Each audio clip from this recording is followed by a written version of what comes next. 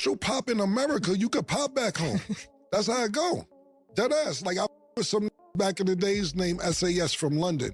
They were some rappers I signed, not just me. I'm not gonna sit and act like it was me, but Jim Jones had discovered and Juelz, to be totally honest with you, had found these guys, SAS from London. They was Bloods. I didn't even know at the time it was Bloods in London. This was years and years ago. And they had visas. They was coming to America, not just with us. They worked with Dame Dash as well. And they was hot. These was nice, bro. They had the London accent, but they was spitting. These are my homeboys. And they was starting to get notoriety with us. We was building Dipset. It wasn't their turn to come yet, pause. It wasn't their turn to like come out yet, but we was like, yo, these is nice. We put them on a few different projects. We was like, their visas ran out and they was catching cases over here in America and they had to go back. But I'm like, these is nice. Cameron just pulled the curtain back on a major Dipset investment in London involving Jim Jones and Juelz Santana. And what came out of it will completely change how you think about money, fame, and power in this industry. You won't believe how fast it unraveled. Record label decisions, international artist development, and cross-border music investments crumbled despite the talent being absolutely undeniable. We're talking London rappers like SAS landing early Dipset cosigns, only for visa complications to slice an entire career in half before it ever had a real chance. Hold up. This was a full-scale attempt at global brand expansion happening before streaming even made worldwide exposure something normal artists could access. Cameron breaks it all the way down and explains why blowing up in America first is still the golden rule if you're serious about conquering the global stage. Listen to this. Entertainment industry economics are the invisible hand deciding who gets to win internationally and who gets buried, regardless of how much talent they're carrying. And that's the part that hurts the most.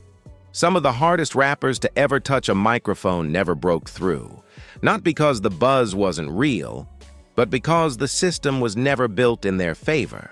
I think that you can make a star, but I think it's going to probably be 10 or 15 years out, and I'll support my point right here.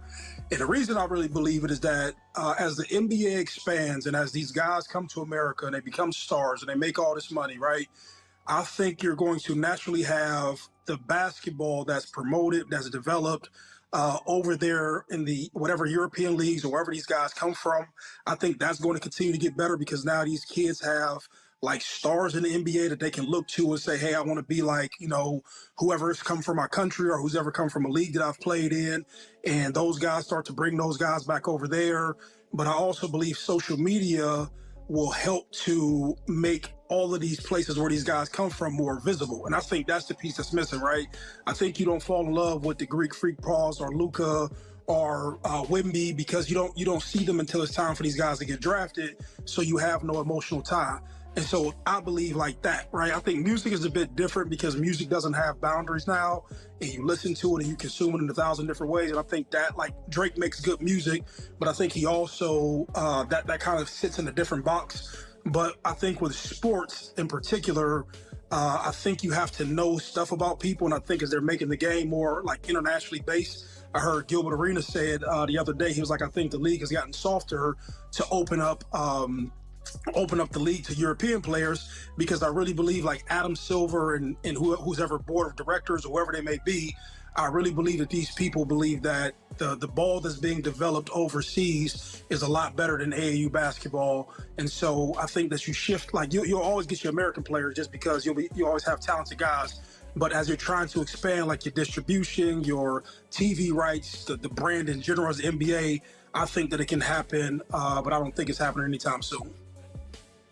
Ask the question to me so I just make sure I answer it correctly. Yeah. So basically, what would it take for an international player to be an American star? So to gain that popularity over here, not just where they are based. And just so I'm clear, playing over there or playing wherever?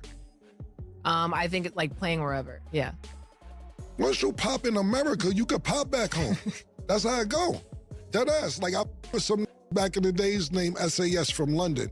there were some rappers I signed, not just me, I'm not gonna sit and act like it was me, but Jim Jones had discovered, and Juelz, to be totally honest with you, had found these guys, SAS from London. They was Bloods. I didn't even know at the time it was Bloods in London. This was years and years ago, and they had visas. They was coming to America, not just with us. They worked with Dame Dash as well, and they was hot. These was nice, bro. They had the London accent, but they was spitting. These are my homeboys, and they was starting to get notoriety with us. We was building Dipset. It wasn't their turn to come yet. Pause.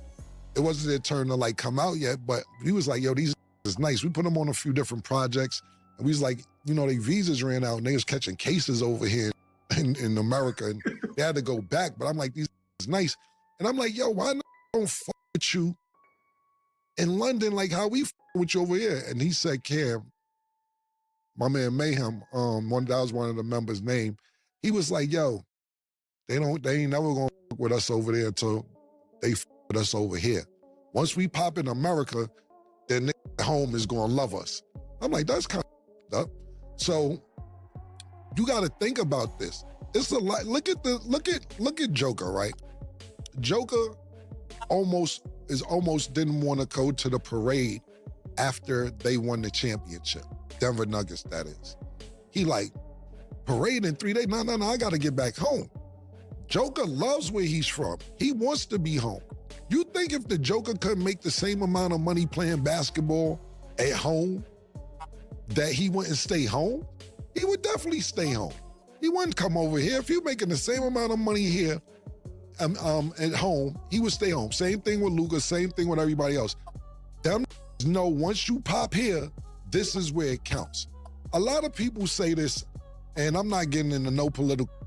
Only reason they ride out on us yet, pause. I'm talking about other countries, because we in debt like a motherfucker talking about America, is because of our entertainment value. We have the best entertainment in the world. Whether it's sports, whether it's movies, whether it's TV, we are the capital of entertainment in the world. Basketball games come on, staying up to 4, 5, 6 in the morning to watch the championship because the time difference, so on and so forth, to the point where they're trying to figure out how to put NBA teams in Europe, and could we expand football teams in London? That's why every year they go over to London and play a couple games, football-wise or basketball-wise, because if they could expand it, they could, but the time travel, et cetera, is just be too much for the players. They got NBA League in Africa right now, where J. Cole was playing, and they developing over there. We are the #1 entertainment place in the world, and people know that. So the reason people come here is so they could go home and stunt. Yeah. See, America love me, because you talking about. Them love me, nigga. I've been acting funny, because I'll go back to Milwaukee. Giannis voice. Yo, I know you ain't acting funny. I go back to Dallas, where I'm Luka voice. You know what I'm saying? These go home in the summertime. They don't want, not saying they don't like America and they don't like, they just want to go home. Same thing if you played in China, whatever professional sport, outside of stuff on Marbury, he loves it over there. I'm just saying, want to go home when they finish working, man. Love home. The Cam'ron situation is honestly a masterclass in just how unpredictable and ruthless the music business gets the second you try to scale it beyond borders and look at it from a truly global lens. And here's a business fact that's going to hit different once you connect it to this story. Streaming now drives the entire global recorded music economy, accounting for over 65% of total industry revenue, and that number is still climbing. What I take from all of this is that Dipset was genuinely ahead of their time, planting international seeds in soil that the industry wasn't even ready to water yet. So here's the real question worth sitting with. Did Cam'ron and Dipset actually have the right vision, just the wrong era, when they tried to break UK artists like SAS into the American market? And think about this carefully. Do you believe they would have played that entire London investment completely differently if it went down inside today's streaming-driven, algorithm-powered music landscape?